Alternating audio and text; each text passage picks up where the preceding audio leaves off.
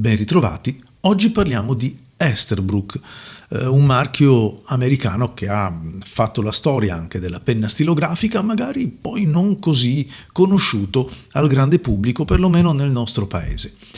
Esterbrook iniziò a produrre pennini negli Stati Uniti alla metà del 1800, ma gli anni 30 furono il periodo più importante, quello di massimo fulgore, poiché introdussero in Esterbrook il primo sistema di pennini intercambiabili, proprio nel 1933.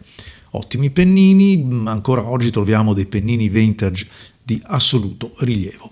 Vi parlo oggi della versione, dell'edizione speciale Botanical Garden. È l'ultima novità del catalogo Esterbrook, un omaggio alla primavera. Leggo dal sito che si tratta di un acrilico di alta qualità, che è stata creata una penna in omaggio ai giardini primaverili, li celebra nei colori, in questo caleidoscopio, ci dice, di accenti floreali, verdi, blu, rossi profondi, arancioni. Insomma, si capisce che è ispirata alla primavera e a tutti i colori che porta con sé. In effetti la penna è verdeggiante, con delle belle chiazze di colore. Direi che è abbastanza azzeccato il nome che le hanno conferito. La Esti la trovate in due versioni, quella standard per così dire e quella oversize, quindi un po' più grande. Questa in particolare, come altre del resto, le trovate anche nella duplice veste, sia dorata che argentata. La penna viene con l'alimentazione cartuccia o converter. La cartuccia è di tipo internazionale, quindi l'attacco è standard. Il pennino è in acciaio, ma come tutti i pennini Esterbrook scrive davvero bene, scorrevole, parte sempre, non si ferma. Devo ammettere che tutte le Esterbrook che ho provato nella mia vita, che fossero di amici, che fossero raccolte per caso in qualche incontro, eccetera, scrivono bene, subito pronte e poi piacevoli comunque.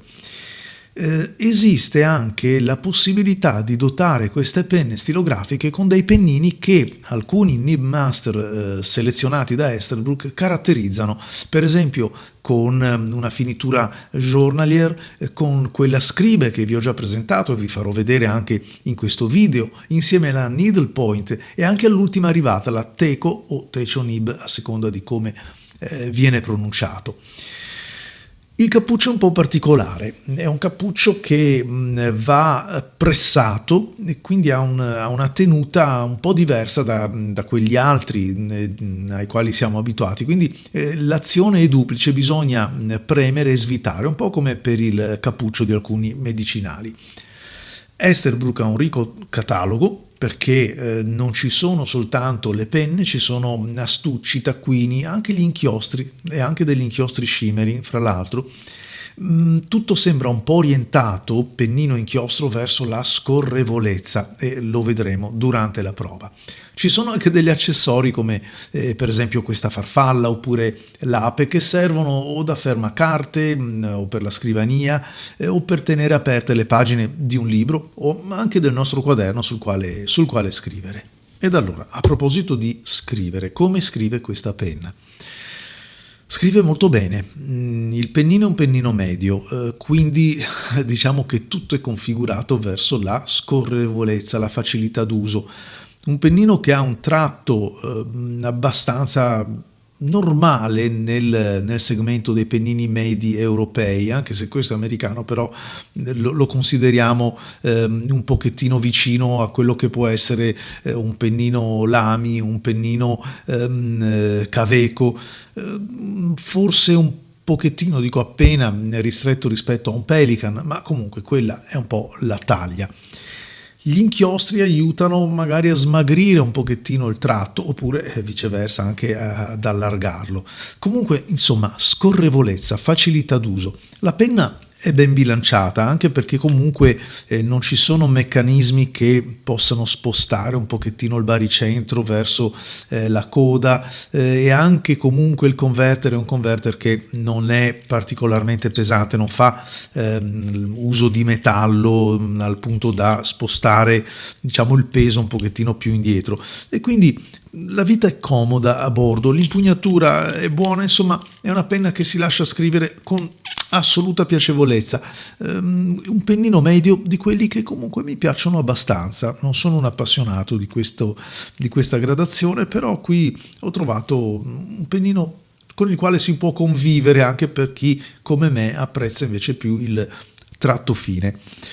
I dettagli in realtà non ce ne sono tantissimi su questo modello, se non la clip dorata che ovviamente fa pandan con il pennino. Il pennino è un bel pennino, tra l'altro un po' diverso da quelli che equipaggiano altre Etsy, bello bicolore, ben rifinito, con il logo alimentatore che ho osservato, ma soprattutto, lo ripeto, osservato frontalmente, una buona sembra quasi essere interamente scolpito, perché lascia intravedere il pennino che lo ricopre nella parte posteriore.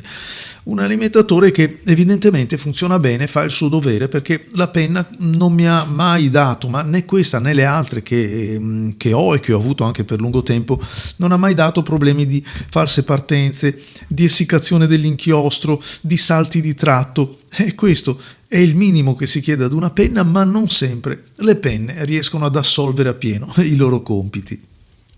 Vi lascio alle immagini, a come scrive questa penna, che vale di più di molte parole, anche perché così magari potete farvi un'idea. L'ho provata con un inchiostro Esterbrook, quello nero, e anche poi con un inchiostro il blu cobalto, che, dico la verità, all'inizio ho detto no, questo non mi piace, troppo scorrevole, per carità. Provato su altri pennini, sapete che vi dico che invece mi piace. Un inchiostro comunque che vi racconterò in una presentazione a parte, perché merita di essere visto sotto questi due aspetti, ecco, con un pennino un po' più largo ed uno un po' più sottile, perché cambia abbastanza. Un pennino, una penna, un inchiostro orientato verso la scorrevolezza, quindi proprio per tutti gli amanti. In conclusione direi che questa è un po' la parola chiave.